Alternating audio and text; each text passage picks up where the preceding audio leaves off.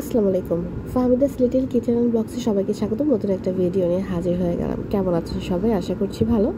আলহামদুলিল্লাহ আমি ভালো আছি। আজকের রেসিপিটা হচ্ছে স্পেশাল মশলায় আলু চিকেন। তো প্রথমেই চলুন রান্নার প্রসেসে চলে যাই। আর স্পেশাল মশলা বলতে আমি একটু গরম মশলা করব, যেটা হচ্ছে রান্নার পরবর্তী সময় ব্যবহার করব। এখানে জিরে আর একটু এলাচ দারচিনি আমি হালকা করে টেলে নেব প্রথমে। এরপর এই মশলাটা টেলে আমি গুঁড়ো করে নেব, এতে কিন্তু সুন্দর ফ্লেভার আসে। এরপর দিয়ে দিব তেল, আর তেলের মধ্যে দিয়ে দিব হচ্ছে লবণ হলুদ মাখিয়ে রেখেছিলাম চিকেনে। আর এই চিকেনটা আমি হালকা একটু ভেজে নেব। এটা আপনারা কাইন্ড অফ ঝাল ফ্রাই বলতে পারেন, মানে ঝাল করে লাল করে মুরগির মাংস রান্না। তো চিকেনটা আমি আস্তে আস্তে করে ভেজে নেব। চিকেনটা ভেজে নিলে হয় কি চিকেন থেকেই ভালো একটা ফ্লেভার আসে, তবে অনেক বেশি ভাজতে হবে না। জাস্ট দুই পাশে হচ্ছে 2-3 মিনিট করে ভেজে নিলেই হয়ে যাবে। এখন হচ্ছে তুলে ফেলবো।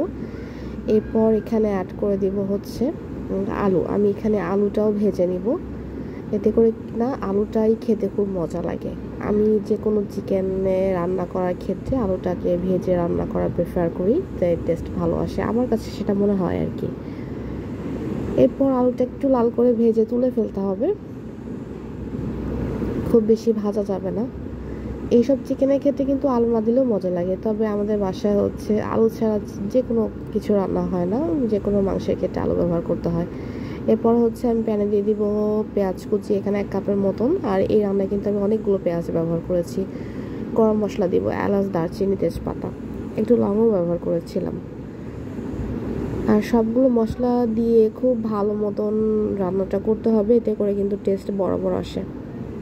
আমি একদম ফ্রেশ বাটা মশলায় রান্না করব। এখানে আদা রসুন বাটা দিয়েছি হচ্ছে প্রায় 3 টেবিল চামচের মতন, আর পেঁয়াজ বাটা দিয়েছি 1 থেকে 1.5 কাপ চামচের মতন আর কি।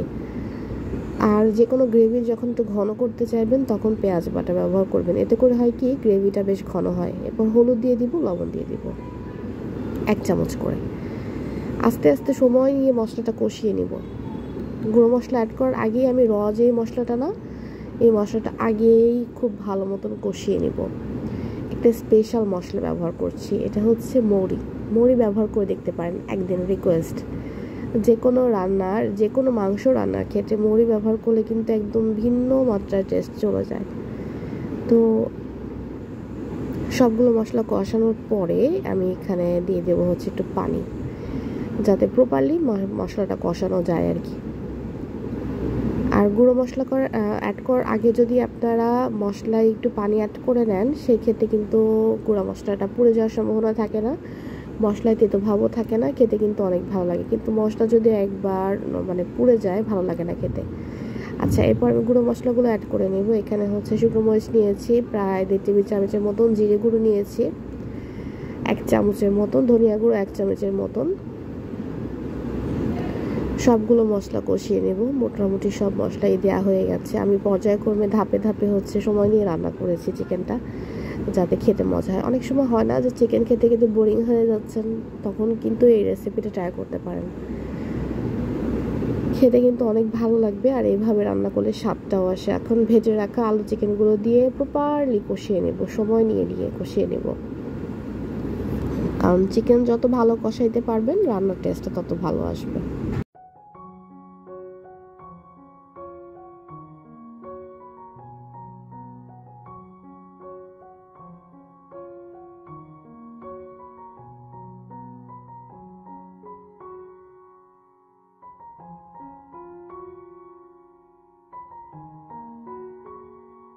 চিকেনটা কষানোর পরে আমি এখানে পানি অ্যাড করে দিয়েছি। আমি চিকেনটা মানে রান্নার ক্ষেত্রে পানিটা এমনভাবে দিই যাতে ঝোল প্লাস সিদ্ধ একসাথেই কমপ্লিট হয়ে যায়। তো রান্না আমার হয়ে গেছে, একদম প্রপারলি সিদ্ধ হওয়ার পরে হচ্ছে এসছি। আর এখানে আমি যে মশলাটা করে রেখেছিলাম, গুঁড়ো মশলা বা গরম মশলা যেটাই বলেন না কেন, সেটা দিয়ে দিব।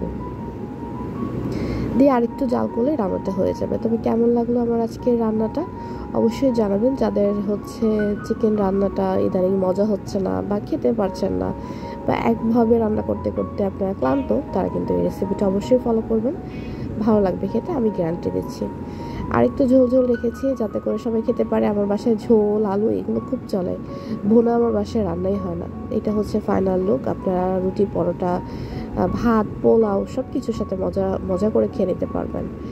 তো আজকের রেসিপিটা কেমন লাগলো অবশ্যই জানাবেন। আর ঈদের দিন সকালে যদি আপনারা এই ধরনের একটা রেসিপি ট্রাই করেন, সবাই কিন্তু খুশি হয়ে যাবে। আজকের মতন বিদায় নিচ্ছি। সবাই অনেক বেশি ভালো থাকবেন। আসসালামু আলাইকুম, আল্লাহ হাফেজ।